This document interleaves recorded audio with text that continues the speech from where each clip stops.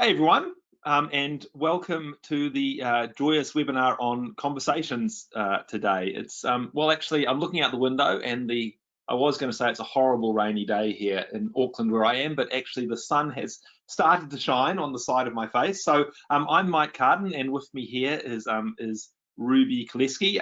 Ruby heads product for Joyous, and I am one of the co-founders of Joyous. Say hello, Ruby. Hello. Hello, You can see everybody. I'm looking slightly up to the right today because my screen arrangement has changed, and so unfortunately my webcam is here, and then my screen of what's going on in the webinar is up there. So in case that gets confusing to people, so let's kick straight into this, and I'll give you a little bit of a background as Ruby brings up the slides there on what where we come from and what we're doing here at Joyous. So for those of you who don't know, Joyous does employee feedback, open employee feedback, typically for large employers, and we have some of the world's largest companies on our client list. People like AT&T and Nokia, and then in New Zealand, people like Spark and Genesis and others. I see we have a few attendees here from New Zealand, some from Australia, and some from the US. So welcome to all of you. Now, today we're talking about conversations. I thought I would just start by giving you a little bit of a background on how we ended up building this kind of conversational feedback product. And so I think that the initial idea that we had, oh gosh, a long time ago now, as part of a research project, was to look at whether we could solve the problem in feedback. That feedback was generally considered to be not actionable, that lots of feedback that was generated in organizations didn't really lead to action. And so the initial part of that was like, okay, well, can we change the way that we do this? Instead of having a survey, which is very one way, can we somehow change it into a conversation? And it was certainly an interesting thing. As soon as we moved to this idea of replacing feedback with kind of little generated conversations, lots of things changed. But one of the biggest things that changed was that we discovered that you can't really have a conversation with someone you don't know. You can't have a conversation with someone where the other person is effectively the secret witness. And of course, up to that point, so much of feedback had been driven by this idea of kind of anonymous feedback. And so we flipped that on its head and said, well, let's do something different. Let's make it conversational so I know who I'm having a conversation with, and see if we can generate more useful and actionable feedback that way. And certainly it's been quite a ride. As soon as we came across this idea of open feedback, lots and lots of things changed. It changed the way we thought about how you drive conversations.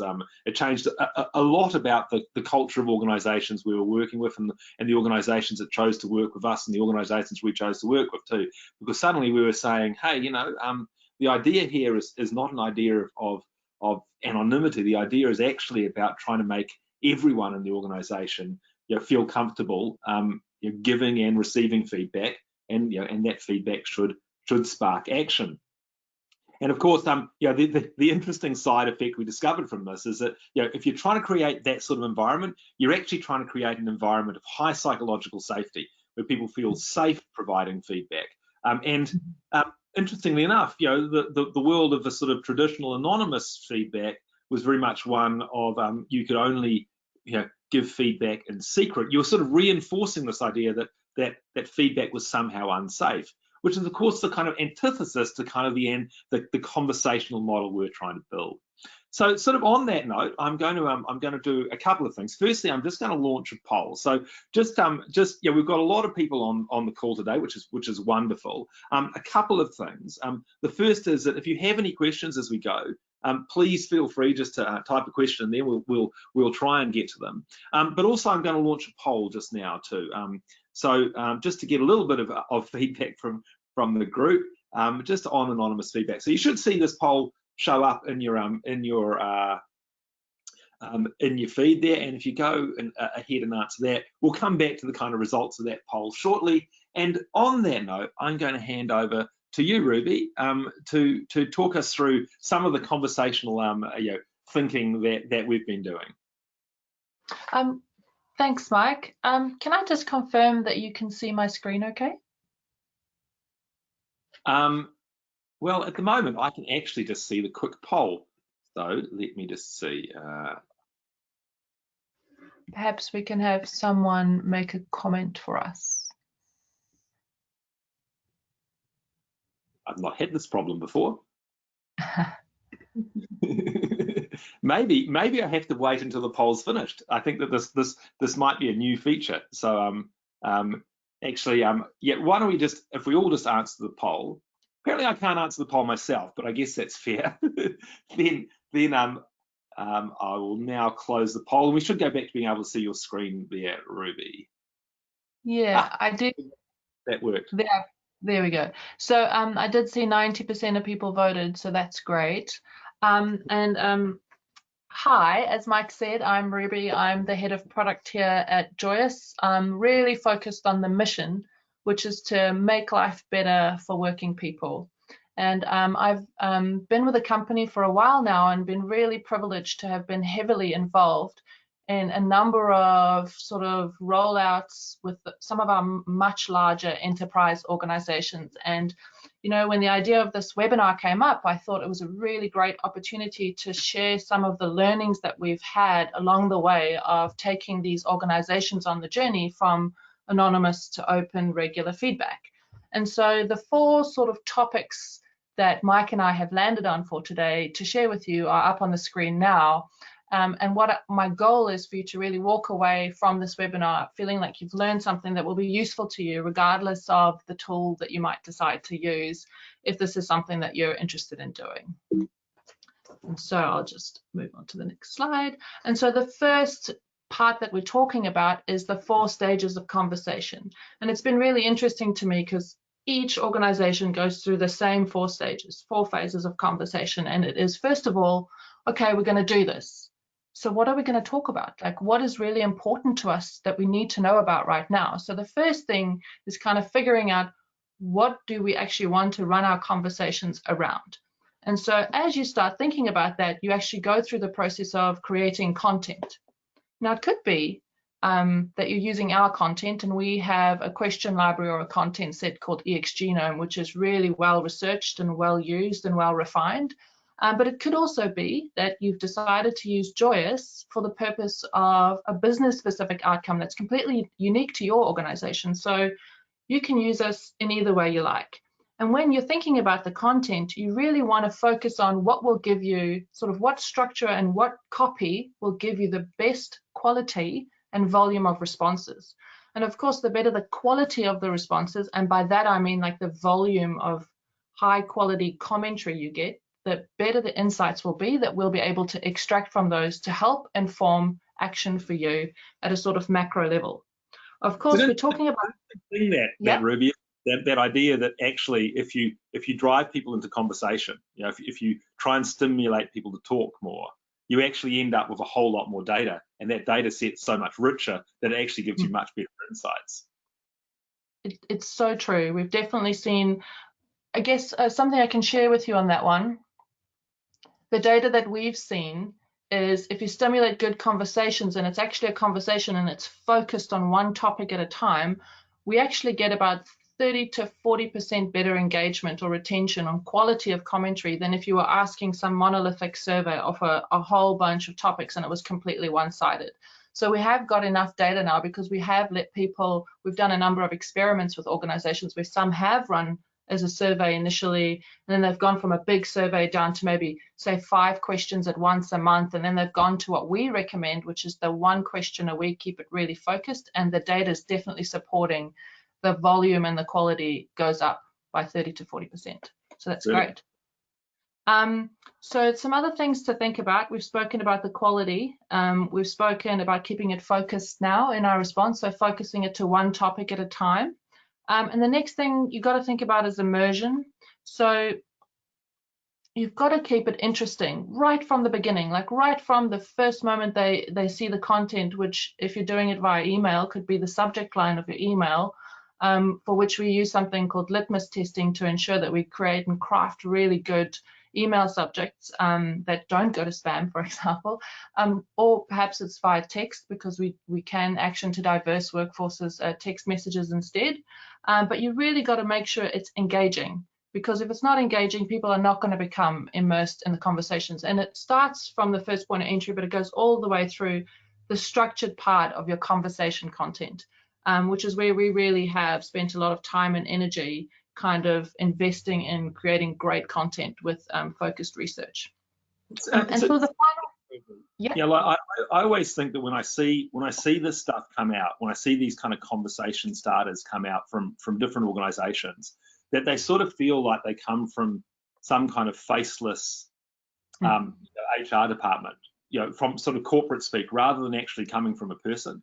And realistically, conversationally, if I feel my manager is asking me something, I feel like having a conversation with them. But if it sort of feels like a kind of question from sort of some distant department, I'm much less likely to want to answer that, right? Yes, and that's a very, very good point, Mike. You're quite right about that. And I think the real thing to focus in there on is it's personal.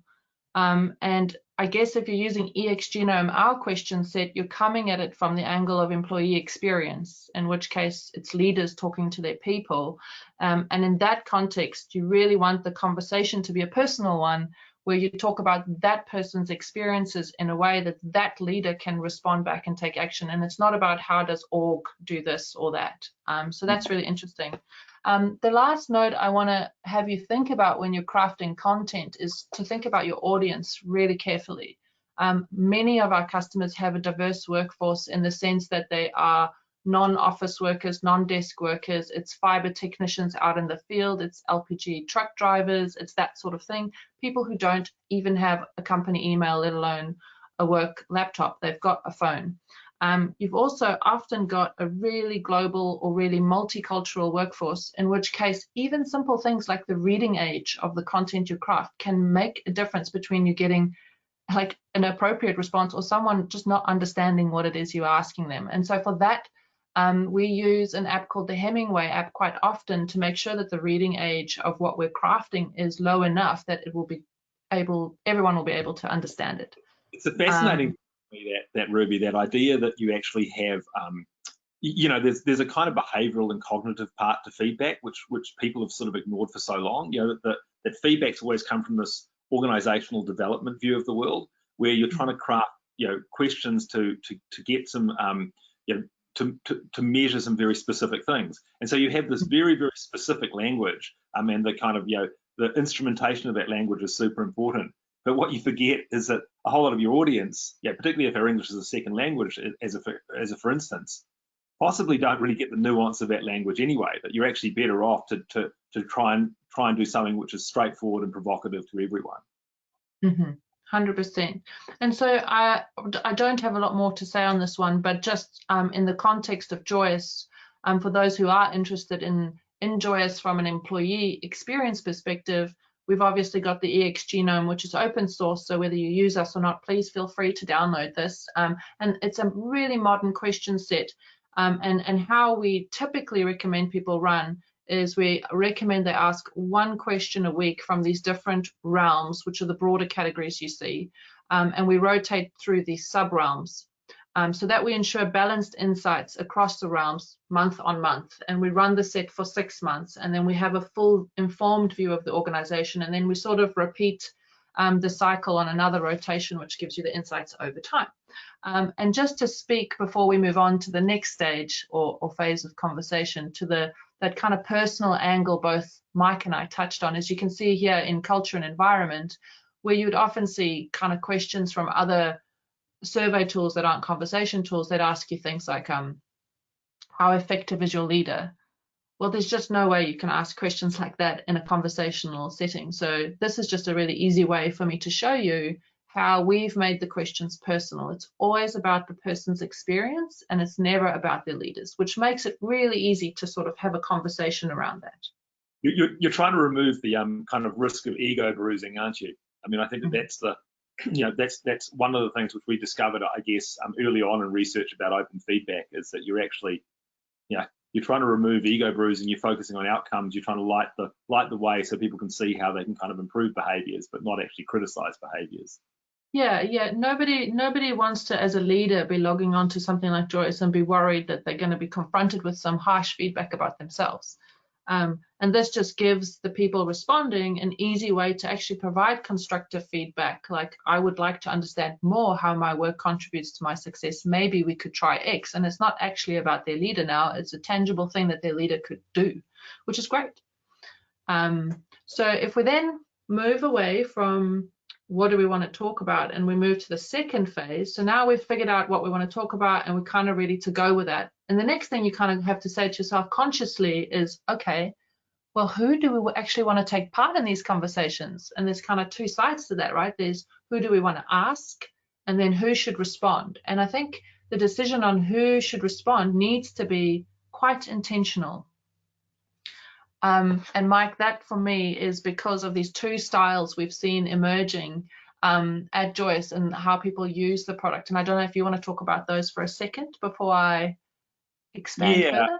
I think that you get two different ways that I guess that organizations want feedback. And so the traditional view of feedback has been very much one of it's an HR process, that it's something that sits in human resources, and you're interested in the employee survey, and the new version of that, right, which is understanding more about employee engagement typically, and maybe passing that on to the board, and underneath that there might be some questions on employee experience and understanding those things, and that's something we do a lot of, and it's super valid, and we've worked out ways of creating a whole lot more value by doing that.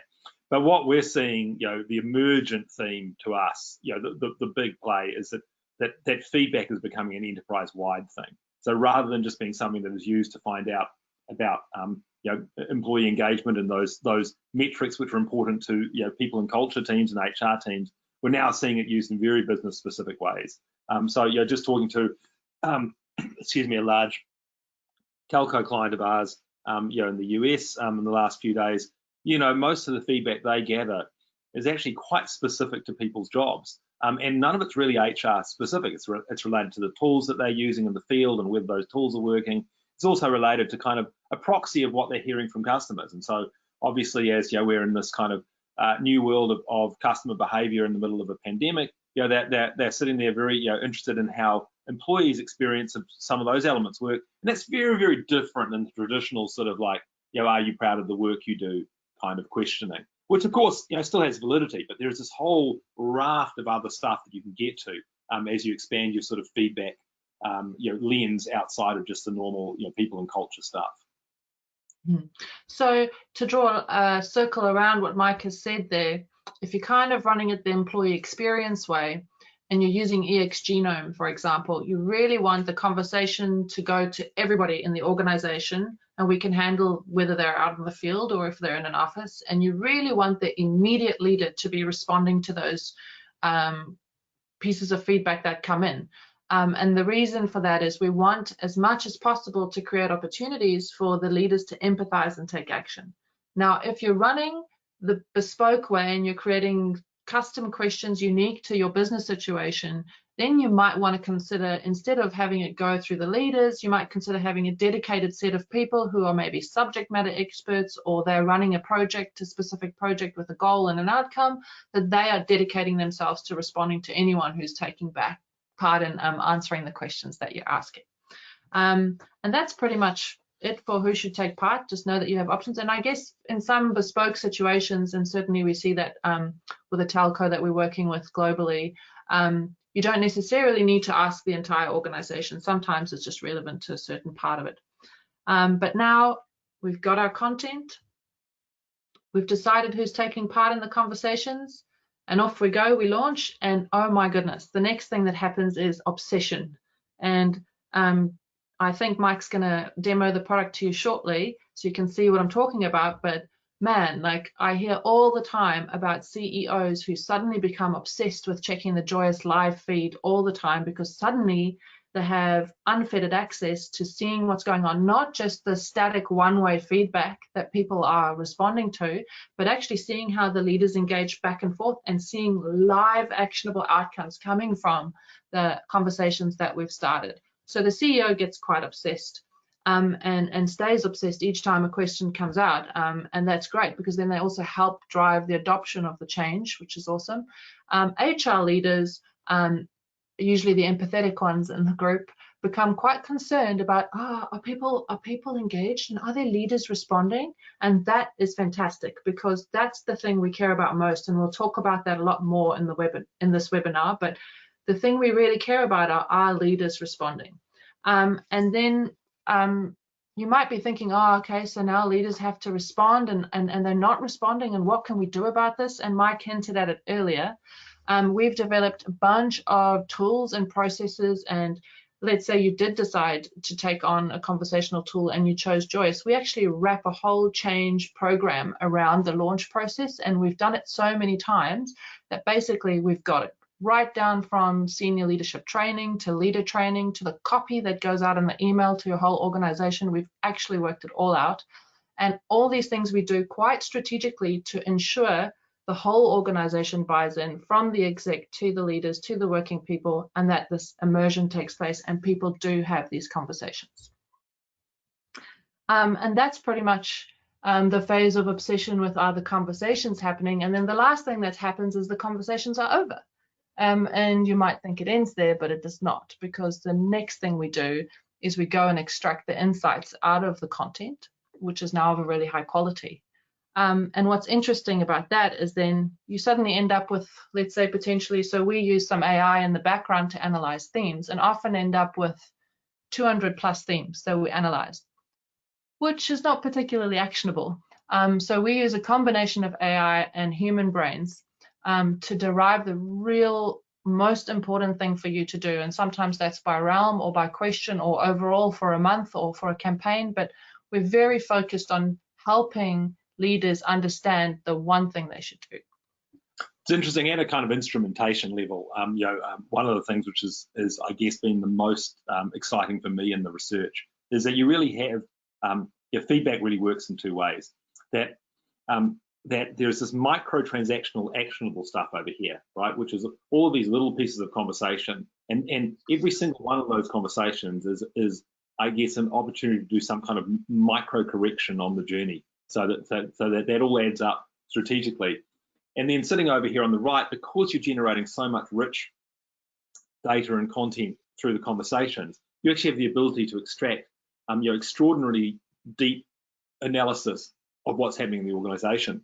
And you'll see often people applying, I guess, machine learning and so on to human resources data these days.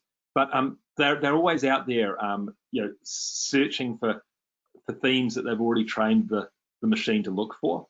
And that's because the data sets are typically too small within the enterprise. So you're basically getting it to look for things that it's found in other enterprises. That's why whenever you look at a lot of these tools, they'll always tell you that people in the organization are interested in compensation, or they're interested in leadership and these sorts of things, because no kidding, that's what people are interested in all organizations. But what you can do is, if you generate lots and lots of this micro-transactional conversational feedback, and not wanting to get too arcane on this, but you can then extract out of that real granular feedback. So you might be able to sit there and go, well, we've discovered in this particular building, a cohort of 300 engineers is particularly unsatisfied with the physical work environment because they don't like hot desking, and the reason they don't like hot desking is because it means they can't sit with their squad. Something like that, right? So something you can action at a macro level that's actually built up of tons and tons of micro feedback that's actually specific to your organization. Okay, so I think considering the time we have, you'll see that Mike and I will pick up pace a little bit now, and that kind of concludes the 4 phases of conversation. And I think what we want to really zero in here is, the topic of the webinar was how to work conversations, like work it, to actually get it to work. And so I think part of doing that well is understanding how this all ties back into creating habits for people. For working people to respond. And so I want to tie this back to the habit loop, which Charles Duhigg came up with as part of the book he wrote, How Habits Work, which is a great book if you want to ever have a read of it. But he basically talks about these 4 things. And the first, which all go towards creating a regular habit for someone. And the first is a cue. The second thing is the cue triggers a routine. The person performs the routine because they know they will receive a reward. And by receiving a reward, the next time the cue comes along, there's a craving. And the craving for the reward gets the person to go back and perform the routine, and so on. And so you might wonder, in the context of Joyous, how this maps to what we do. And I'd say for us, the cue would be the trigger, or the email or the text message that someone receives, which should, if they have the craving from the reward, get them to go and actually engage and rate the question and type some commentary in. Now, the reward, if you haven't guessed it already, is a leader responding or somebody responding to their feedback. And it's absolutely vitally important, if you want to have long-term immersion in this conversational style of enterprise feedback, that you are quite focused on helping to get leaders to understand the importance of them and them responding, because their responses matter at the end of the day. And so to that end, enough talking. My thinking is that perhaps now Mike could show you a bit of the product, but just so you understand from a kind of a working person's perspective, what I've chucked on the screen here today is actually a question we asked our Joyous team today, and this is just my response today, and this is an experimental question, by the way, so it's not out in the wild with the Genome yet. But this is a real conversation that Mike and I had today, and you can see how it starts from an email. I could click the rated option right from the email, which shot me to the feed, and I won't tell you any more than that because I'm going to hand over to Mike now, and he will do a bit of a demo. Just give me a second. Okay.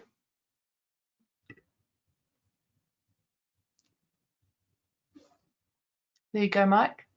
Thank you.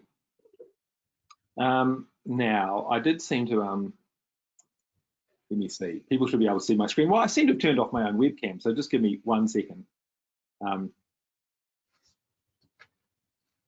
Okay, so I'm going to be looking slightly up the top of the screen here. So everyone should see now, can you see my screen? Is that's happening? Yep. Yes. I see people nodding, that's good. Okay, so what we're looking at here is just an employee's kind of view of a conversation, right? And I've just been asked this question. I'm proud of the work that I do. So using a very typical example from a kind of engagement type survey. And if I click on the 8 there, well, that's now turned into a piece of conversation effectively. I've rated that an 8. It says, what are you most proud of in your work? Well, maybe I'll say what I'm most proud of in my work is that I'm really proud of how we move to work from home, right? Something kind of topical. That's spelling mistake. So if I hit that, I've basically now just sort of sent a message. So the paradigm is super easy to understand. It's just conversational. In fact, I can scroll back to previous conversations that I've been having here. I can kind of see how they work. It's just like using WhatsApp or iMessage or something like that. And so that's the kind of conversational side of it at the employee level, like a super simple paradigm.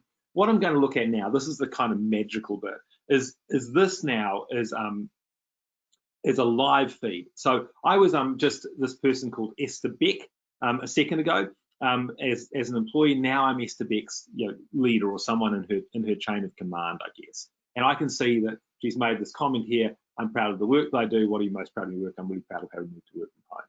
And so what I can do is I can easily just respond to this as a leader because it's actionable feedback. I can see this person there.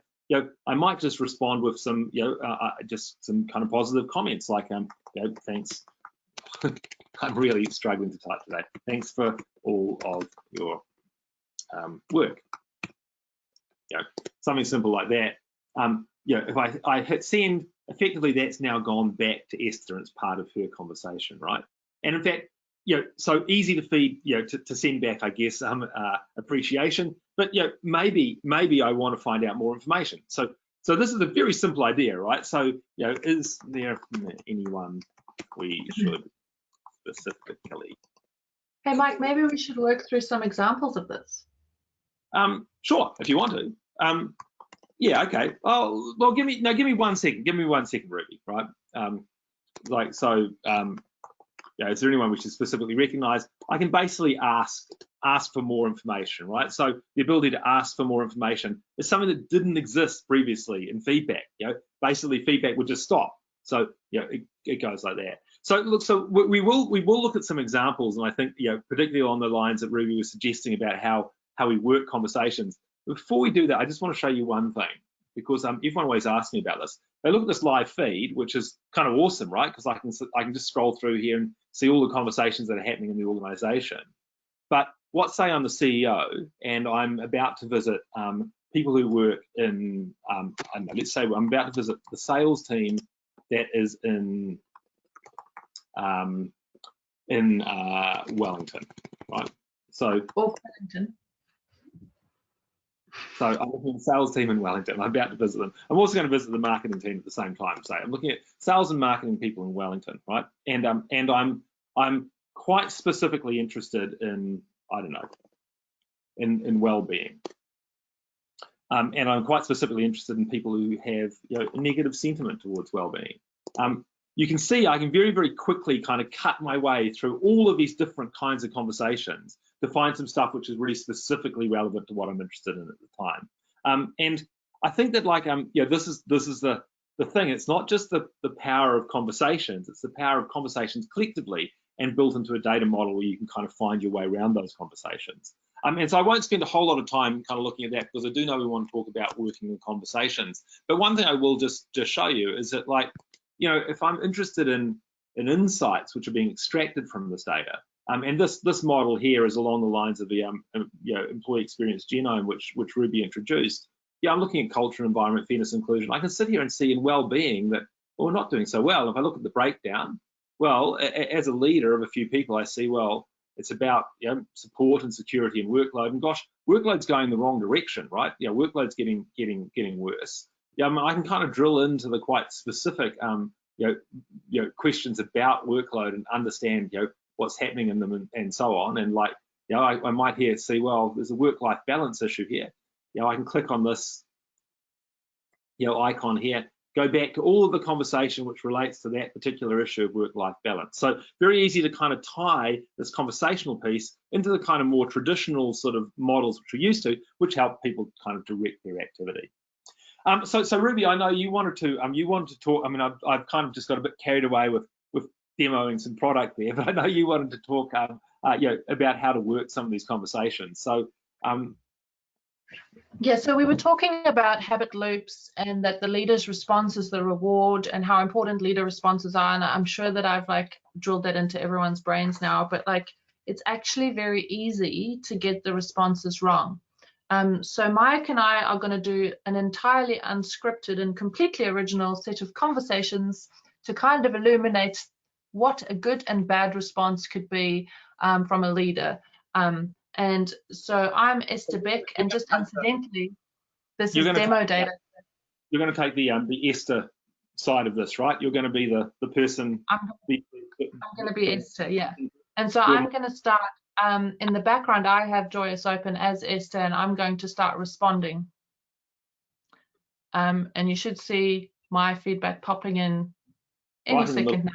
Right in the middle of my screen there, yep, okay. Yeah, and so it looks like, should we have a quick read of that? Just a quick one. It looks like Esther, aka me, is saying, I have the tools, technology and equipment to perform my job well, and she said 8. And what might help you do your job better? And she said, well, I've been struggling a lot lately with RSI, especially when working from home. I think there are a number of items that could help me, such as getting a footstool, a decent office chair for home, and a more ergonomic keyboard and mouse. It's gotten so bad that I have to take more breaks than I used to, and then I get pain and end up taking paracetamol, which really isn't ideal for me. If I could get some help with any of this, I would really appreciate it, but I'm not sure how I would go about organizing that. If you can give me any suggestions or guidance, that would be great. I'd appreciate it a lot. Thank you. Okay, so Mike, how would you respond? Big mouthful, Esther. I'm going to reply as this guy. Is this an appropriate response, Ruby? So, if I'm understanding you correctly, Esther has typed all of this, and you've decided that the right thing to do is like her response.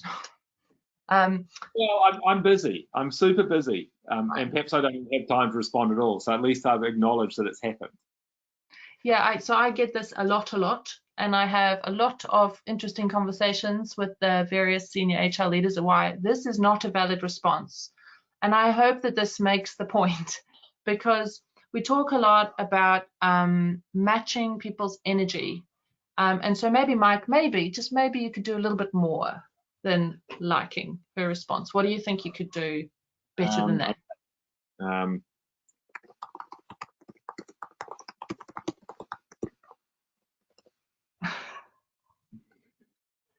I kind of playing to type well here? Yes. It's like this comes naturally to you. So the problem here is two things. Firstly, we recommend matching energy in a sense that we think you should match the energy both ways. So the problem I have, first of all, is has typed a large volume of text, and all Mike has done is he's come back with something really small. So he hasn't really matched the energy. So if people are going to take the time to say something to your leaders, ideally your leaders match the energy back and match the kind of level of effort they've put in.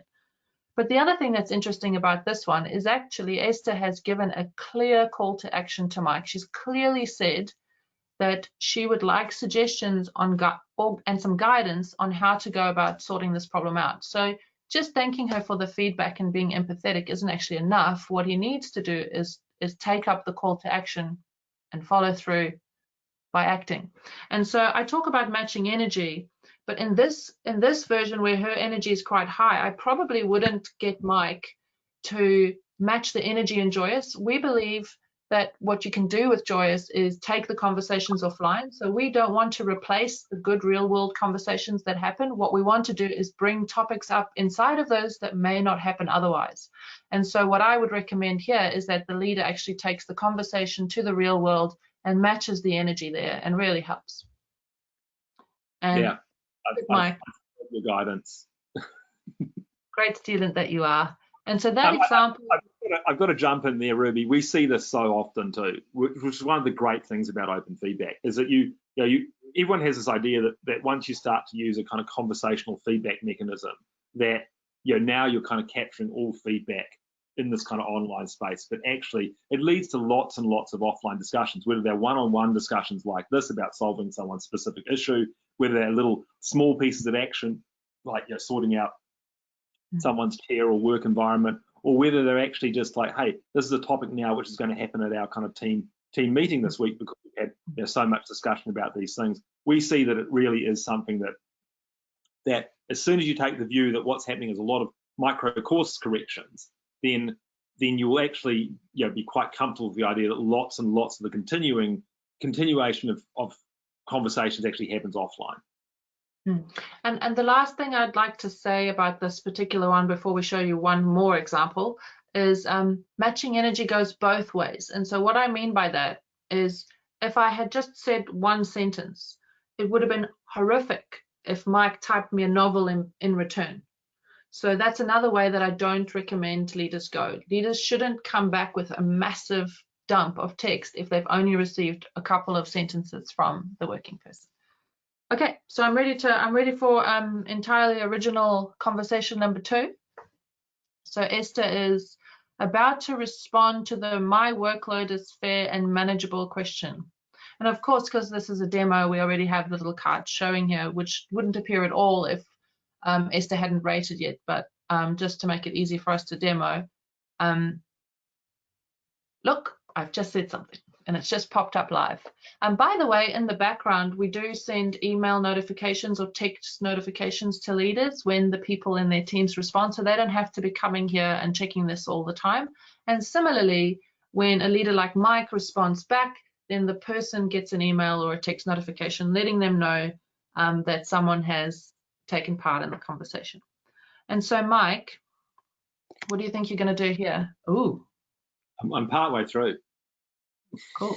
So it looks like you have a plan, huh? You're going to send that? You've sent it. I'm afraid that I don't think that was a good thing to do. Now you might think that you were showing the person that you'd already got this and you were on top of it, but actually what you did was you completely shut them down. You basically said, I don't need to hear your feedback because I already know everything. And so I think it's probably best that we actually first start by using some empathy in our response and nothing like that. I'm going to delete that response. I'm just actually going to highlight this at this point. Yeah, one of the great things about kind of a conversational interface is that people own their own conversations, right? and that includes they own their own conversations from a privacy perspective. So if I do something which I subsequently regret, just like anything, that conversation belongs, anything in social media, should I say, that conversation belongs to me. It doesn't belong to the corporation. So I can just, I can delete that now and go, okay, well, I think that I should probably have never said that. There you go. I've removed that. So you were saying, Ruby, that I should really kind of, I guess, show some empathy. So yeah, I mean, this person is actually saying, I feel overwhelmed when I have to do an entire week of support, and maybe we should shorten the rotation or get more help from this. So it sounds like this person's in a team. They're rotating the role of doing support on a weekly basis, and that when it's, I guess, a large volume, it's getting too much. So yeah, I think empathy is a good way to start. And this is all part of what I call practicing active listening online. And so I'll share a couple of tips of that. So first of all, don't shut the person down, even if you do have a response. The best thing you can do first, if someone looks like they feel strongly, is to recognize that. And Mike's just done a superb job there. So good, I could have sworn I wrote that response. I'm gonna pretend I did it. adding some flair. Awesome. And then the next thing I would suggest that you do is that you actually ask the person if they have any more specific ideas or anything more that they can share. And by asking something specific like, what would you do if you were doing the rotation differently? It shows them that you're paying specific attention to what they're saying. So you're really paying attention. And is there anything more? Shows that you are genuinely interested in hearing what they have to say. And it's actually often at this point that you will get the best quality of commentary if you ask these sorts of questions.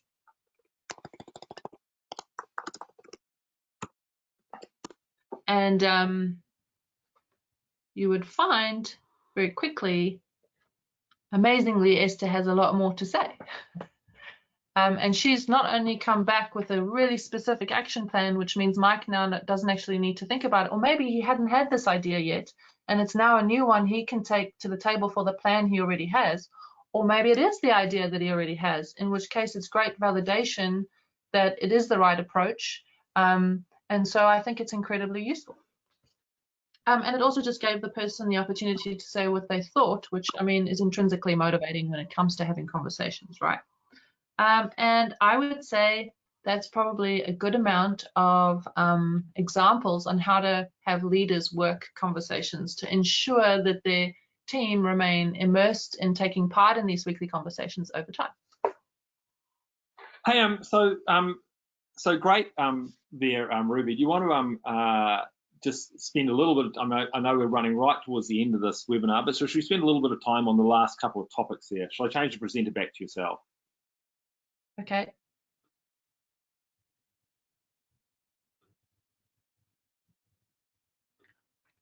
Okie dokie. So moving on, we actually don't have a lot of ground to cover, so if you could just stay a couple of minutes late, that would be great. But if you have got somewhere to go, I understand we are recording this. Is that right, Mike?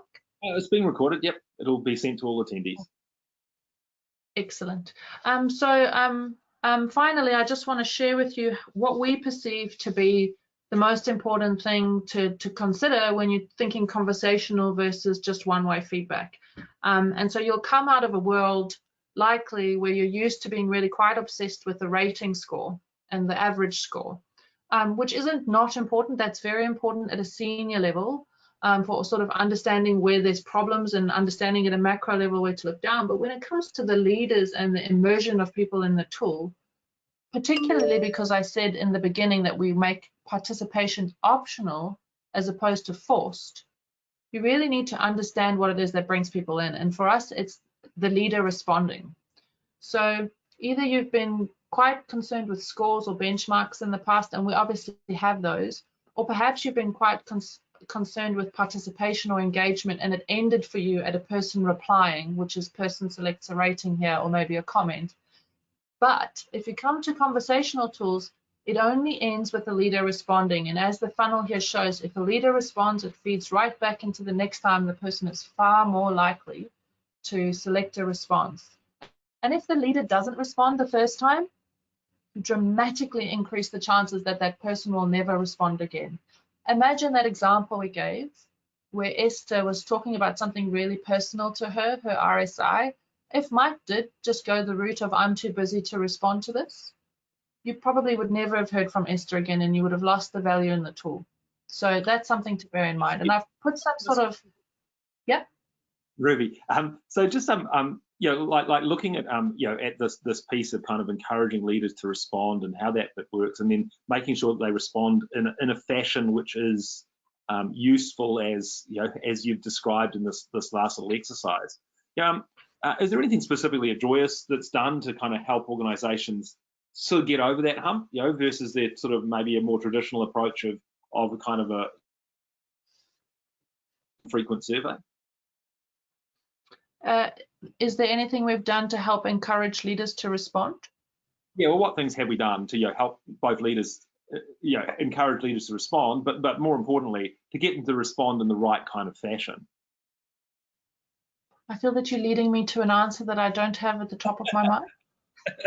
Yeah, I was trying to lead you into the leader toolkit. So you know, I guess one of the things which we've been big on doing is actually making sure that we equip leaders within organisations with lots of easy tools to help them, you know, understand, you know, how to interact with feedback and how to respond.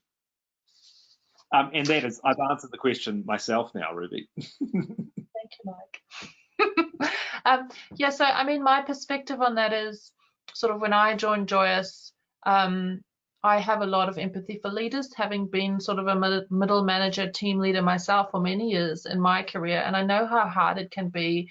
And you're often for working people, you're the difference between them having a good working life or not, right? Because the person right above you just has the biggest influence in your life. And sometimes, like, you just don't know how to handle all these situations that come up. And so I'm quite a logical person. I have a background as an engineer.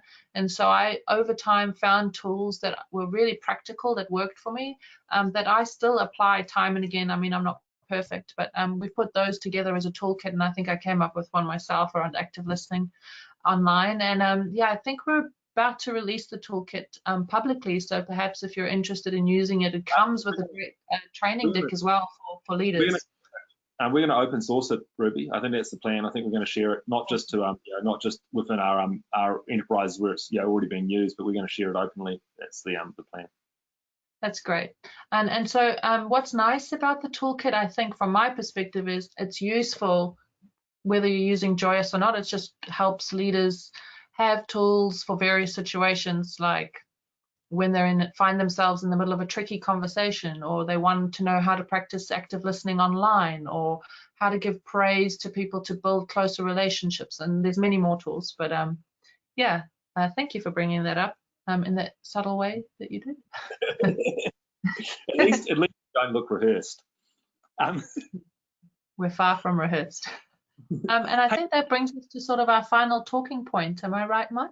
Yeah, absolutely. So maybe if you just, you know, throw up the last slide. Yeah, we did a poll right at the start about anonymity, and you know, the results of that were you know, were, I guess, fairly spread between, you know, in the middle, really, between whether people thought that yeah, people will give honest feedback if they can do it in secret or not. And it's really interesting to us. And we're only going to touch on this topic of anonymity now, because it really is a whole webinar in itself, and we have a ton of research if you go to our resources and blogs at Joyous on this topic. But what you know, I guess the most important two elements of this is that the first one is, like I said, you're trying to create an environment where people feel safe giving feedback. And I'm hopefully through, you know, some of the stuff that Ruby and myself have demonstrated today, you can actually kind of create this open feedback environment that's relatively non-ego bruising, that actually extracts lots and lots of information without it having to be done in some kind of secret fashion.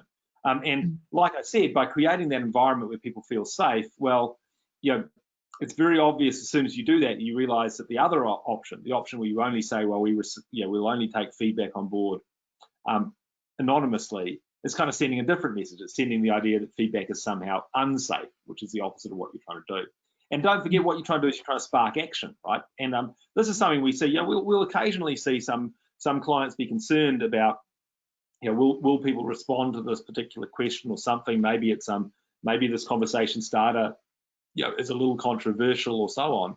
But actually, let's say 10% of people don't respond to something because they just think it's just too sensitive, and that would be an unusually high number, but let's just say that happened.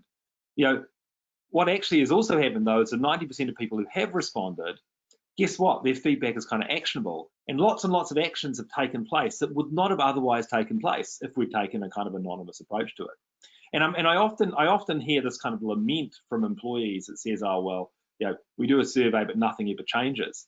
And the reality of it is lots of action does occur, but the action occurs so far away from the point of feedback that they don't really view it as being related anymore, because we're rolling up all of this anonymous feedback and then we're creating some kind of macro actions which may or may not impact them. And that's just not the way that, as human beings, the last sort of 10 years of social media and other interactions with the world have trained us. We now think that when we provide feedback, that it will be treated the scientific way that feedback's treated, as a loop, that there will be kind of interaction with it. So I'm not going to dwell much on this idea of anonymous versus open, because it's like I said, it's a webinar in itself, and that will be coming up shortly. I think that what instead I will do is thank firstly Ruby for your contribution today. It's been fascinating to learn lots of things. I always learn something when we have these chats. And then secondly, and very importantly, to thank all of the people who have attended today. So thank you very much for your time. If you're interested in Joyous, certainly reach out to us. We'll be sending through content after this, and of course, we are very, very interested in sharing ideas with anyone, as we kind of move the state of the art forward. So thank you for your time this afternoon or this morning if you're in Australia and the US, and I'm sure we'll be in touch soon. Thank you. Bye-bye. Thanks, Ruby. Bye.